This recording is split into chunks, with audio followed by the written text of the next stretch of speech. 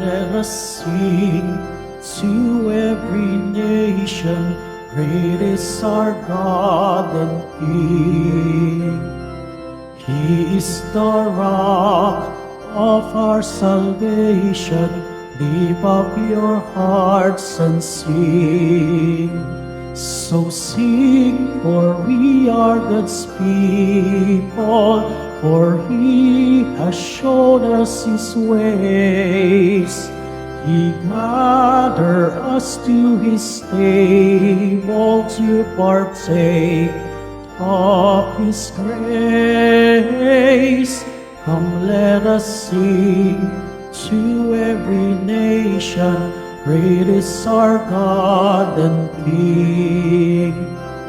He is the rock of our salvation. Lift up your hearts and sing.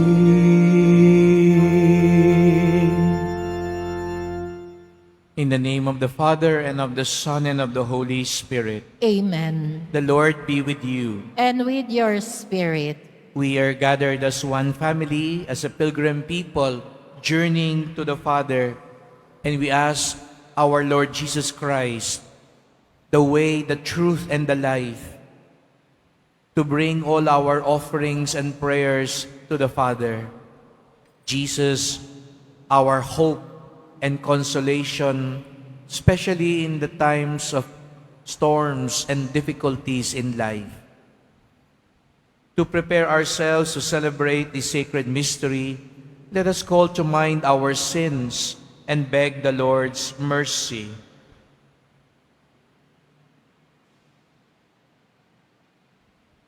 Lord Jesus, you are the way to the Father's kingdom. Lord, have mercy. Lord, have mercy. Christ Jesus, you are the truth that will set us free. Christ, have mercy. Christ, have mercy. Lord Jesus, you are our life and our resurrection. Lord, have mercy. Lord, have mercy. May Almighty God have mercy on us, forgive us our sins, and bring us all to everlasting life. Amen.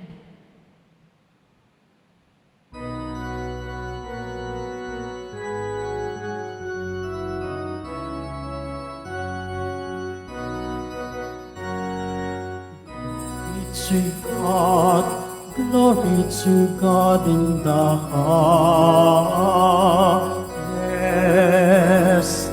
Glory to God in the highest. And on earth peace to people of goodwill. We praise you, we bless you, we adore you, we glorify you, give you thanks for your great glory. Lord God, heavenly King, O God, Almighty Father, Lord Jesus Christ, only begotten Son, Lord God, Lamb of God, Son of the Father.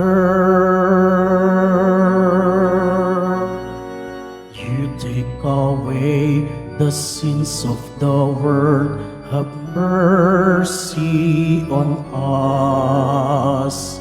You take away the sins of the world, receive our prayer. You are seated at the right hand of the Father. Have mercy on us.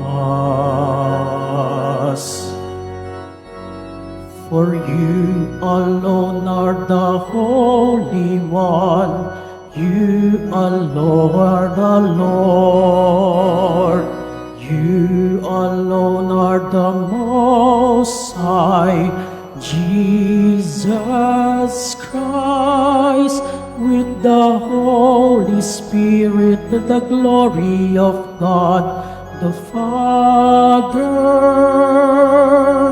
Amen.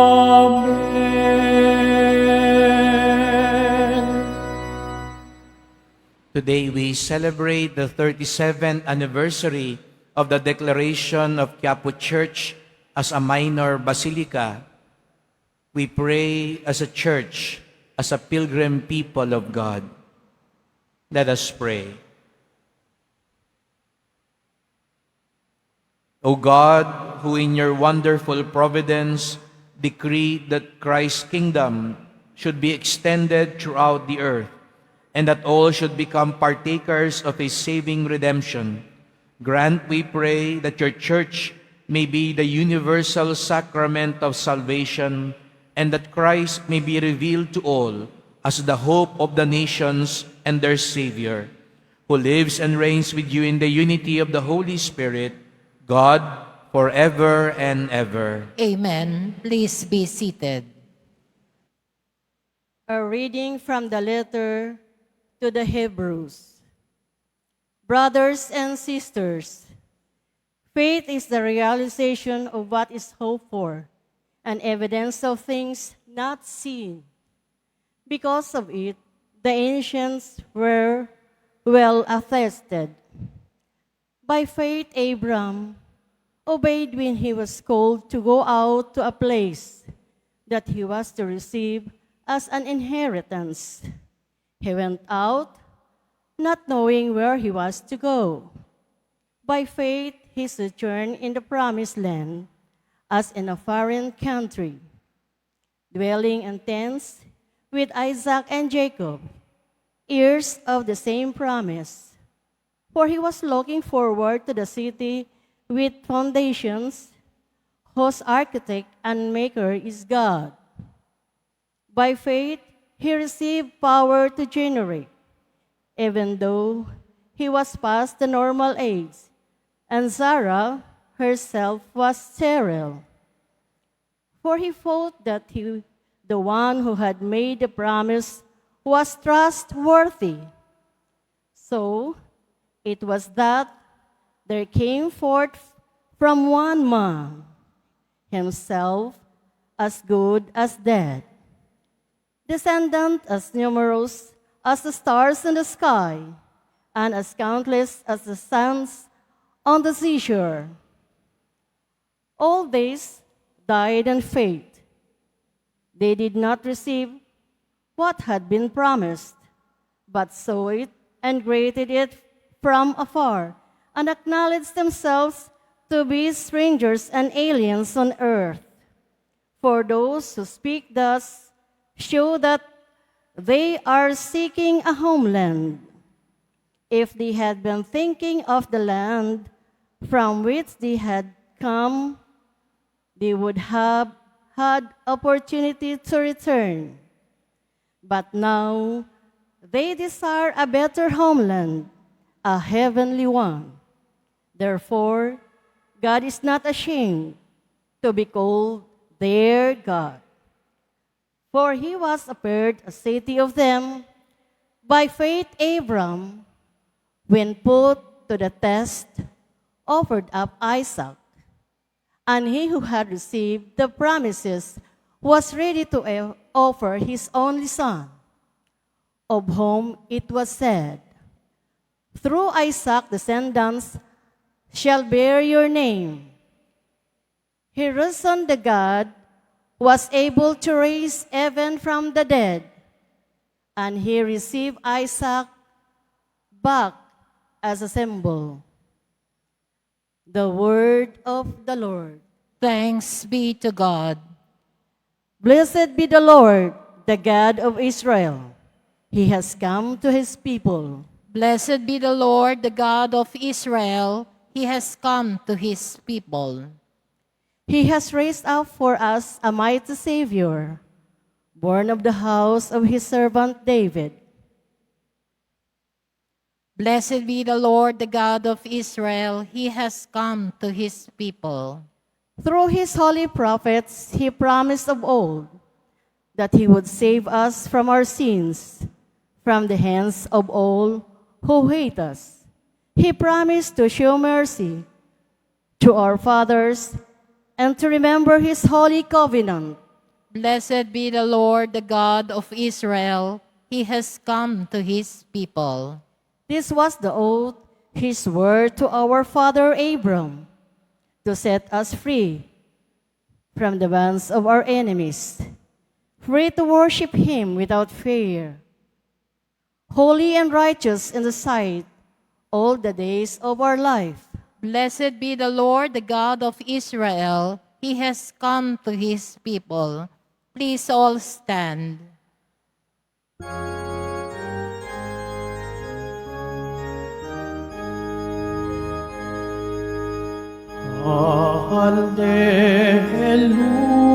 Hallelujah,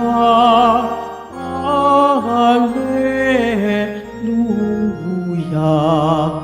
Hallelujah, Hallelujah.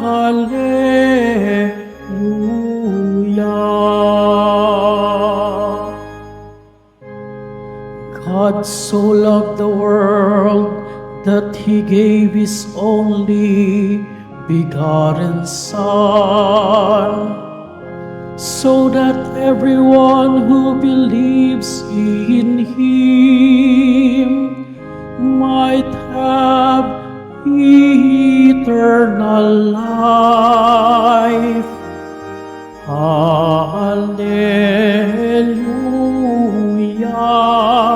Hallelujah,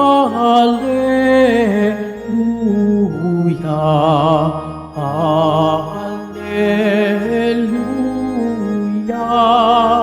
Hallelujah.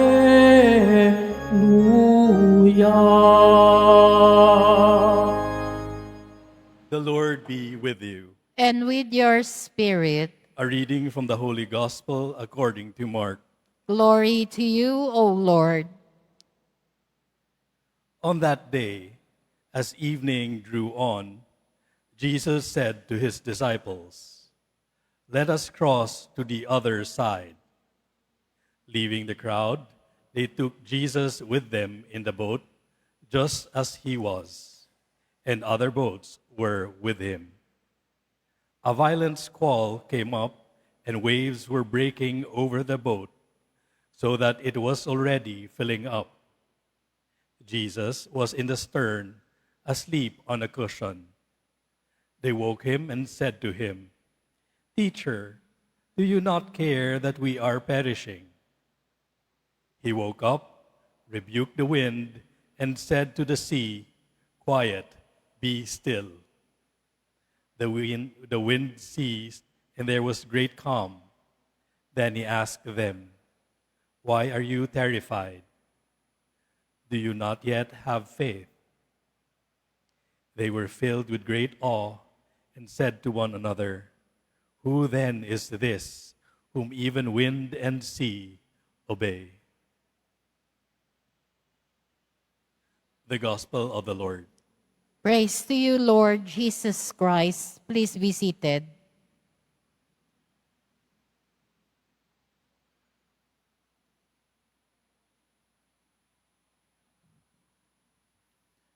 Good morning, dear sisters and brothers, and welcome to the Minor Basilica and National Shrine of Jesus Nazareno. We hold this Pilgrim's Mass every Saturday to welcome especially those who cannot come on Fridays and those who are coming from different places. And in a special way, this Mass, perhaps some of you are wondering how come this Mass is in English. Karamihan po ng misa sa Quiapo ay talagang Tagalog. Ngunit itong misang ito ay inaalay din natin lalo na sa mga international devotees po natin. Natitiyak ko meron kayong kamag-anak o kaibigan na nasa ibang bansa na at doon na rin sila nagpatuloy ng kanilang buhay pamilya. And so we have this request from our devotees so that their children and grandchildren will still continue their devotion to our Nuestro Padre Jesus Nazareno. And so in this Mass, in a special way, we also pray for our devotees all over the world. And it is very fitting that today, as we hold this Pilgrim's Mass, we also remember and celebrate the 37th anniversary of the declaration of Quiapo Church as a minor basilica. Last January 29, we had the first anniversary of Quiapo Church as a national shrine. Baka po magtataka kayo, ano bang mga titulo to, mga pamagat na ito? Pag sinabi po nating pambansang dambana, national shrine, it is a recognition that this church is a center of devotion. At hindi naman po talaga maitatanggi ito na ang simbahan ng Quiapo, sabi ko nga po, ay hindi lang pambansang dambana. Naniniwala po ako, pambansang parokya. Kung meron mang pwedeng tawaging national parish, ang parokya ng lahat ng Pilipino, ito po ay ang Quiapo. Kagabi nga po, kasama ko si Father Kim, yung ating bagong pari dito, alas 11 ng gabi, nagulat siya, sabi niya, ang dami pa rin palang tao, Father. Sabi ko nga sa kanya, wait, there's more. Lalo na next week, first Friday, sabi ko sa kanya, walang tulugan dito sa Quiapo. Walang patid ang mga deboto mula sa iba't ibang mga lugar. Kaya nga't hindi lang tayo naging pambansang dambana, sa wakas, naging pambansang fiesta din ang January 9. At yun ay ginanap natin for the first time this year. That's why wherever there are Filipinos, they can celebrate the feast of Jesus Nazareno. That is Quiapo Church as a national shrine with national feast. Bilang minor basilica, at ito'y nangyari dahil sa ating minamahal na dating arsobispo ng Maynila, ang yumaong Jaime Cardinal Sin at ang dating kura paroko, Monsignor Jose Abriol.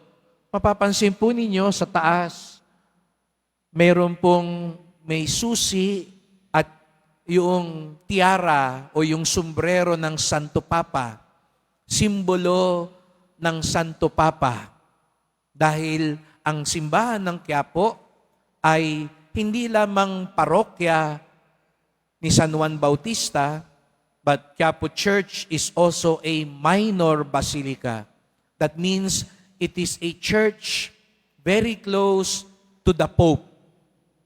That's why you also have these two symbols in front, yung parang payong po at yung may bell na may susi din, because these are the symbols of the Holy Father. That's why Quiapo Church is not only close to the hearts of Filipinos, Quiapo Church is also close to the heart of the Pope. No wonder Quiapo Church is a place of grace and miracles. Kaya nga, tingnan ninyo, bawat isa sa inyo ngayon, hindi naman Biyernes, pero puno pa rin tayo. At hindi mo na alam nga kung Biyernes, Linggo, Lunes, Huwebes. Dahil nandito kayo, lagi ko po itong sinasabi, hindi ba ho kayo napapagod magbalik-balik dito? Baka sabihin nyo, ikaw yata, Father, ang napapagod na eh. Hindi ho ba kayo nagsasawa? Lagi kayong narito? Hindi. We will never get tired. Why? Because we know someone also never gets tired in helping us, in bestowing us His graces and miracles, in forgiving us and loving us. Hindi tayo napapagod, hindi tayo magsasawa, hindi tayo hihinto, sapagkat alam natin, ang mahal na pong Jesus Nazareno, hindi napapagod, hindi nagsasawa, hindi hihinto, na pagpalain tayo. Amen. Ang naniniwala po na hindi tayo bibiguin at lagi tayong tutulungan ng Poong Nazareno, parinig nga natin sa Kanya ang ating mas malakas na palakpak.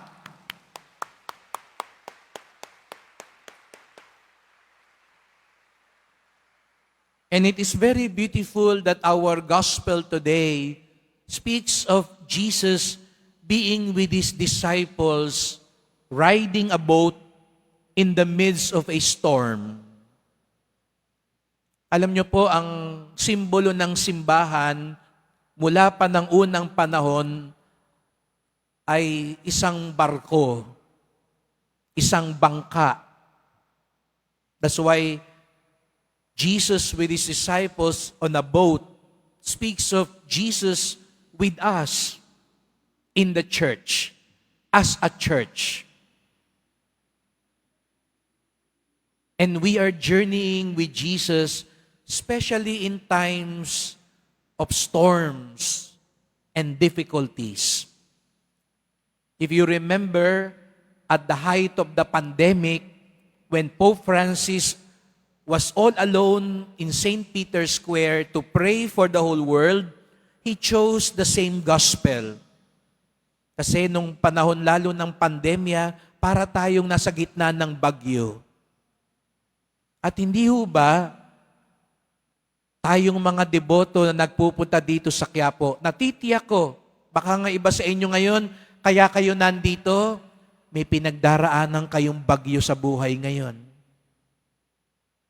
Meron kayong pinapasang mabigat na krus sa buhay nyo ngayon.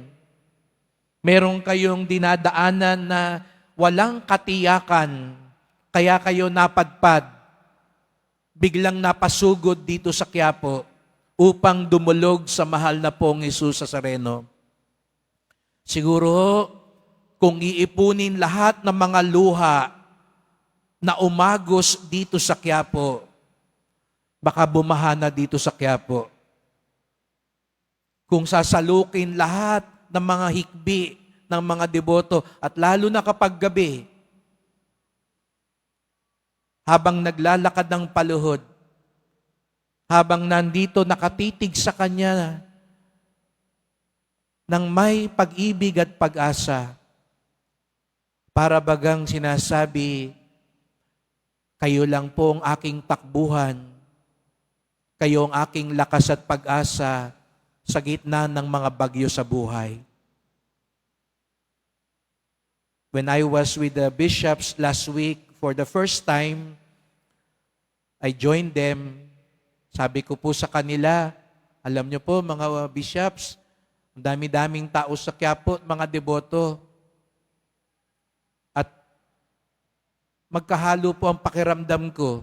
Natutuwa ako, maraming tao, pero sabi ko, ibig sabihin kaya din nun, dumadami na rin ang nahihirapan, may dinaraan ng pagsubok at paghihirap, kaya ang daming nagpupunta sa Nazareno. Ngunit sabi ko rin po, ito'y tanda rin ng pag-asa. Sa halip na kumapit tayo sa patalim, kumapit tayo kung kani-kanino man, maging kung sino mang mga politiko o anuman sa mundong ito, ang ating kinakapitan ay ang Poong Nazareno. That's why another symbol aside from the boat that I wish to reflect is the anchor. Kung kayo po'y pupunta sa likuran para humalik at pumunas sa Nazareno na ipinoprosesyon, ang tawag natin doon ay bikaryo, nasa likuran po yun. Makikita po ninyo sa damit ng bikaryo yung angkor, yung angkla. Kasi yun po ay simbolo ng pag-asa. Di ho ba pag bumabagyo na, ibinababa na yung angkor para hindi bayuhin, hindi lumubog, hindi tangayin ang bangka. Yun si Jesus Nazareno. Siya ang angkor, ang angkla ng buhay natin. Kaya tayo kumakapit sa Kanya. Kaya nga siguro nga ho, pag traslasyon, Ang daming gustong kumapit sa Kanya. Kasi alam natin, kapag nakakapit tayo sa Kanya, hindi ng ating kamay lamang, kundi lalo na ng ating puso. If we hold on to Him in faith and hope, we will not go down. We will not be drowned. We will not be overwhelmed by all the storms, trials, and difficulties in life. That's why, as I end this reflection, I want you to hear anew what Jesus told not only the winds and the sea, but I'm sure He also told His disciples, quiet, be still. Manahimik ka, manatili ka. Baka kaya pinagsimba ka ngayon ng Nazareno, gusto niyang sabihin sa iyo ngayon, manahimik ka lang, manatili ka lang, magtiwala ka lang, akong bahala sa iyo. Huwag ka lang kumalas, huwag kang lalayo, huwag kang bibitiw, lulubog ka, kapit ka lang, akong bahala sa iyo. As we continue with this Mass, we pray. Lord Jesus Christ, You are our anchor, our hope, and our strength. There will be times, there will be difficulties and storms. We do not know where to go. We are tempted to despair and give up and go away. Call us back. Tell us always to be quiet, to be still, to always hold on to You. Because with You, we can overcome all problems and storms in life. With You, we will always have peace. Amen. Please all stand.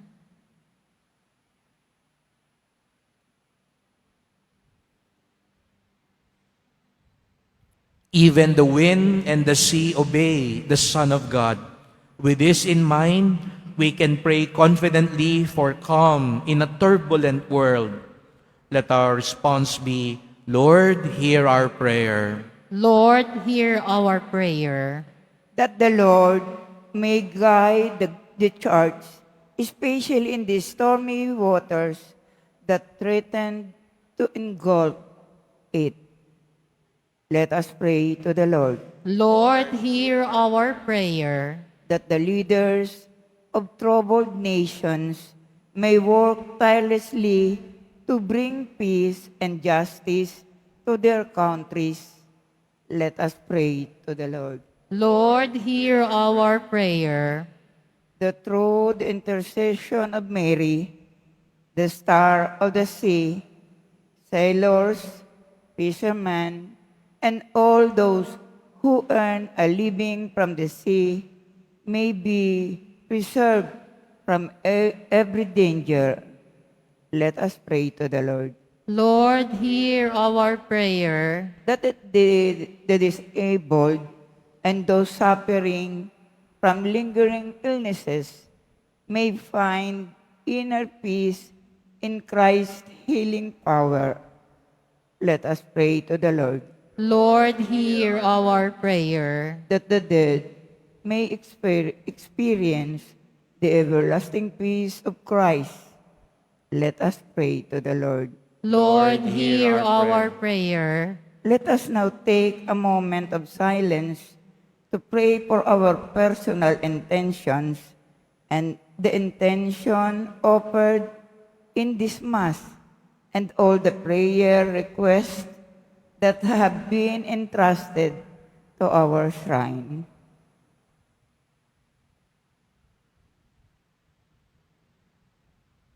Let us pray to the Lord. Lord, Lord, hear hear our- our prayer.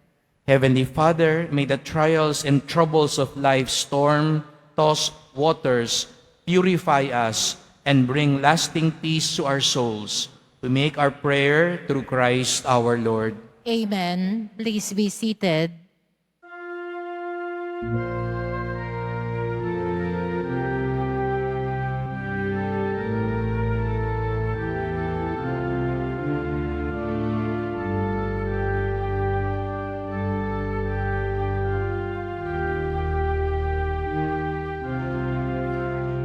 As we offer this bread and as we bring you this wine, bless them, Lord Jesus. Feed us now, give us life. Send us your Spirit, the source of our lives, and together we will serve you with love. Please all stand. Pray, brethren, that my sacrifice and yours may be acceptable to God, the Almighty Father. May the Lord accept the sacrifice at your hands for the praise and glory of his name, for our good and good of all his holy church. Look upon the offerings of the people consecrated to you, merciful God, that through the power of this sacrament, grant that the multitude of those who believe in you may constantly be made a chosen race, a royal priesthood, a holy nation, a people of your own, through Christ our Lord. Amen. The Lord be with you. And with your spirit, Lift up your hearts. we lift them up to the Lord. Let us give thanks to the Lord our God. It is right and just. It is truly right and just, our duty and our salvation, always and everywhere to give you thanks, Lord, Holy Father, Almighty and eternal God. For when your children were scattered afar by sin, through the blood of your Son and the power of the Spirit, you gather them again to yourself, that the people formed as one by the unity of the Trinity, made the body of Christ and the temple of the Holy Spirit, might to the praise of your manifold wisdom be manifest as the Church. And so in company with the choirs of angels we praise you, and with joy we proclaim.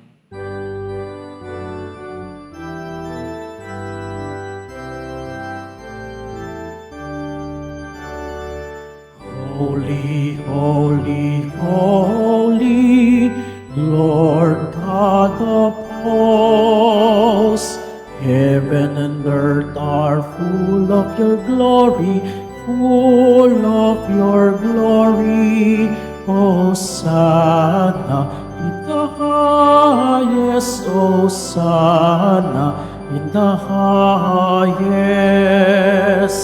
Blessed is he who comes in the name of the Lord. Hosanna in the highest, Hosanna in the highest, Hosanna in the highest, Hosanna in the highest.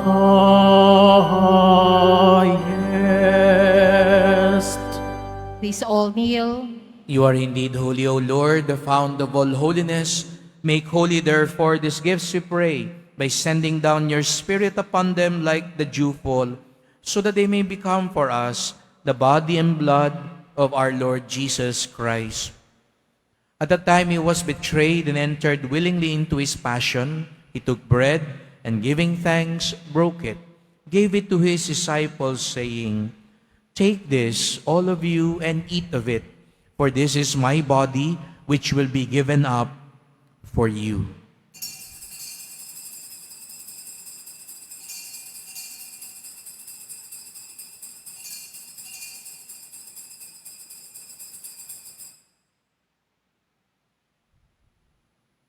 In a similar way, when supper was ended, he took the chalice, and once more giving thanks, gave it to his disciples, saying, "Take this, all of you, and drink from it, for this is the chalice of my blood, the blood of the new and eternal covenant, which will be poured out for you and for many for the forgiveness of sins. Do this in memory of me.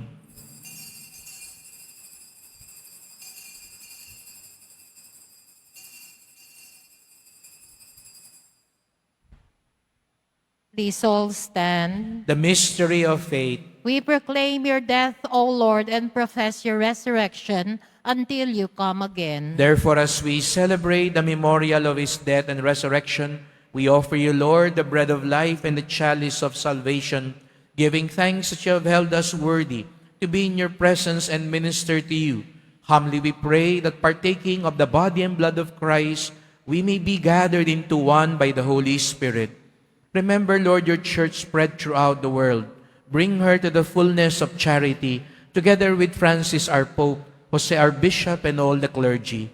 Remember also our brothers and sisters who have fallen asleep in the hope of the resurrection, and all who have died in your mercy. Welcome them into the light of your face. Have mercy on us all, we pray, that with the Blessed Virgin Mary, Mother of God, Saint Joseph, her most chaste spouse, and all the apostles and saints who have pleased you throughout the ages, we may merit to be co-heirs to eternal life and may praise and glorify you through your Son, Jesus Christ. Through him, with him, and in him, O God, Almighty Father, in the unity of the Holy Spirit, all glory and honor is yours forever and ever. Amen. Amen.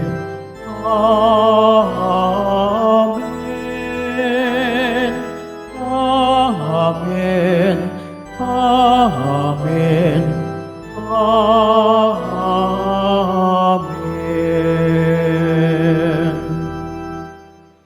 Let us now pray to the Father in the words Jesus taught us. Our Father, Who art in heaven, hallowed be thy name. Thy kingdom come, thy will be done on earth as it is in heaven.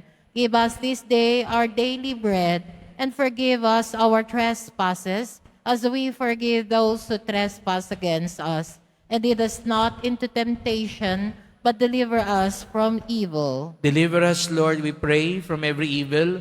Graciously grant peace in our days. By the help of your mercy, we may always be free from sin, safe from all distress, as we await the blessed hope and the coming of our Savior, Jesus Christ. For the kingdom, the power, and the glory are yours now and forever. Lord Jesus Christ, you said to your apostles, and now you're saying it to all of us here, peace I leave you, my peace I give you. Lord, do not look on our sins, but look on the faith of your church, and graciously grant her peace and unity in accordance with your will, who live and reign forever and ever. Amen. The peace of the Lord be always with you. And with your spirit. Let us offer each other the sign of peace.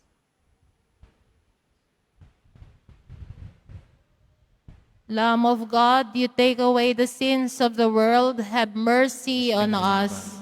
Lamb of God, you take away the sins of the world, have mercy on us. Lamb of God, you take away the sins of the world, grant us peace. Please all kneel. Behold, Jesus Christ, our hope, our strength, our peace. The Lamb of God who takes away the sins of the world. Blessed are those called to the supper of the Lamb. Lord, I am not worthy that you should enter under my roof, but only say the word, and my soul shall be healed.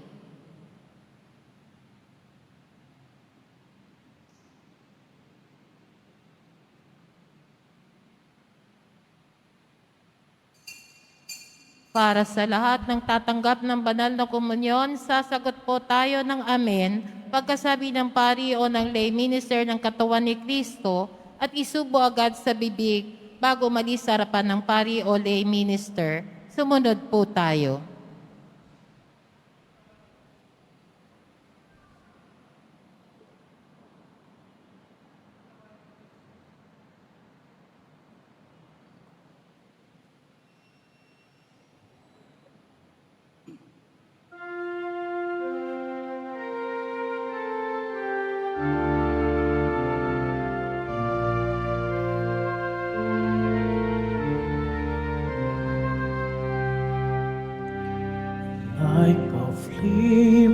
my hope is burning. May my song arise to you, source of life that has no ending. On life's path I trust in you. Every nation, tongue, and people find the light within your word. Scattered fragile sons and daughters finds a home in your dear sons. Like a flame, my hope is burning. May my song arise to you, source of life that has no ending. On life's path I trust in you. God so tender and so patient, dawn of hope, your care for all. Heaven and earth are your created by the Spirit of life set free. Like a flame, my hope is burning. May my song arise to you, source of life that has no ending. On life's path I trust in you. Raise your eyes, the wind is blowing, for our God is born in time. Son made man for you and many, who will find the way in him. Like a flame, my hope is burning. May my song arise to you, source of life that has no ending. On life's path I trust in you. Every nation, tongue, and people, dawn of hope, your care forward. Scattered fragile sons and daughters find a home in your tender sons. Like a flame, my hope is burning. May my song arise to you, source of life that has no ending. On life's path I trust in you.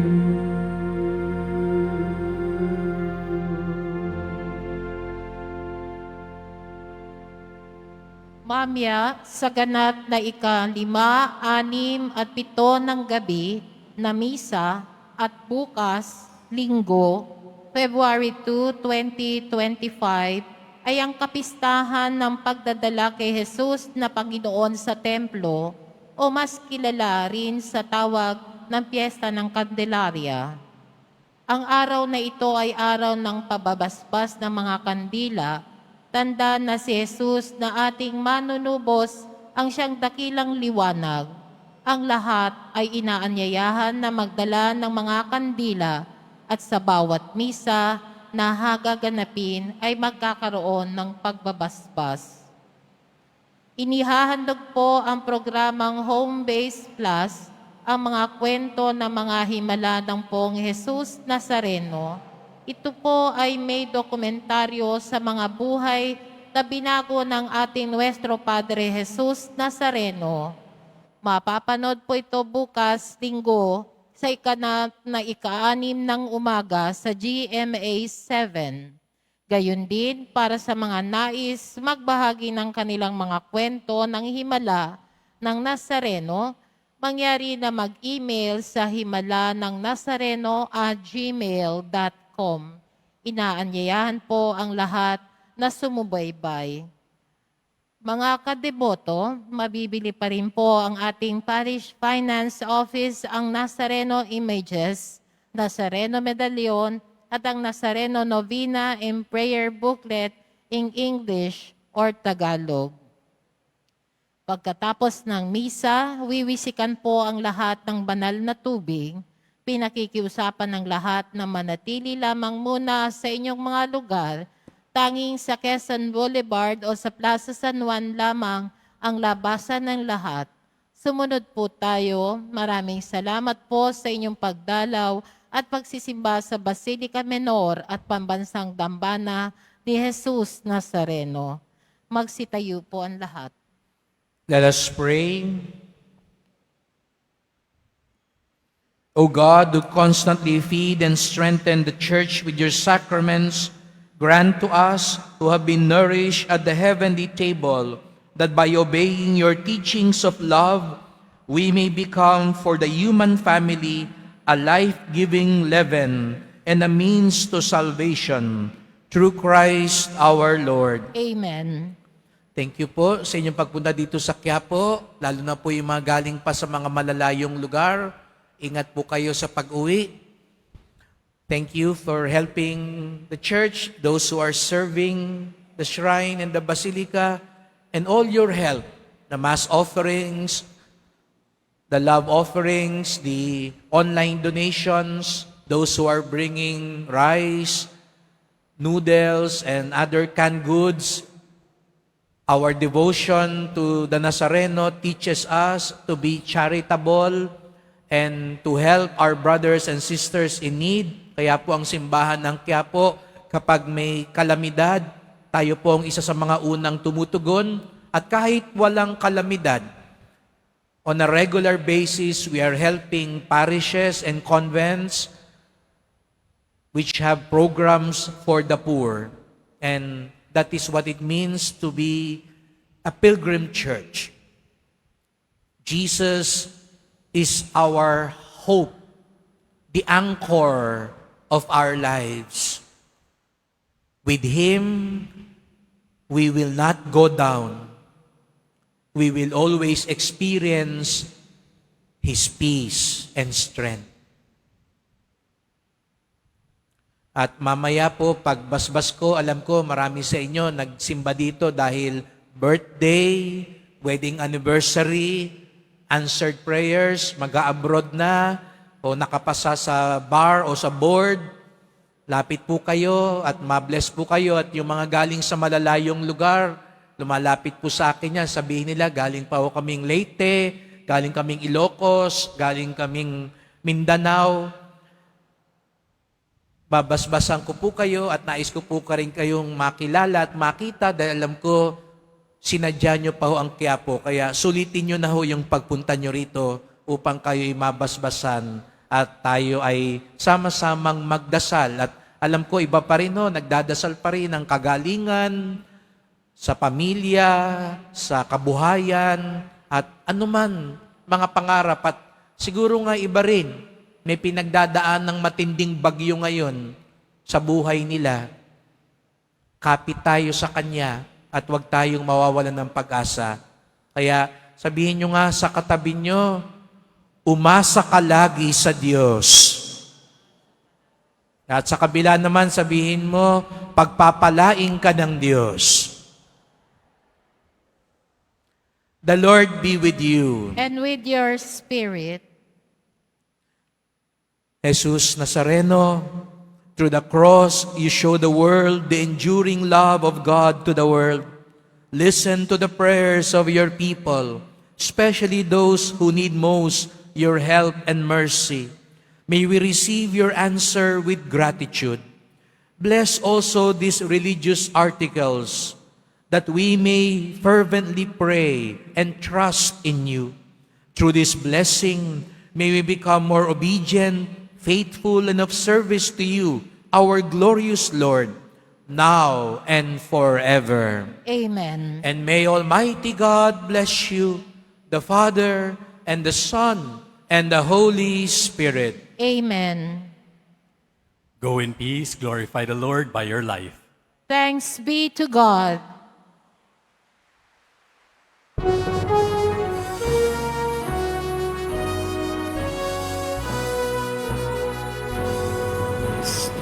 Padre Jesus Nazareno, sinasamba ka namin. Pinipintuko ka namin, araw ng aming buhay at kaligtasan. Cristo Padre Jesus Nazareno, iligtas mo kami sa kasalanan. Ang krus mong pinamatayan ay sagisag ng aming kaligtasan. Nuestro Padre Jesus Nazareno, hinarangal ka namin. Nuestro Padre Jesus Nazareno, iniwalhati ka namin. Nuestro Padre Jesus Nazareno, dinarangal ka namin. Nuestro Padre Jesus Nazareno, niluluwalhati ka namin.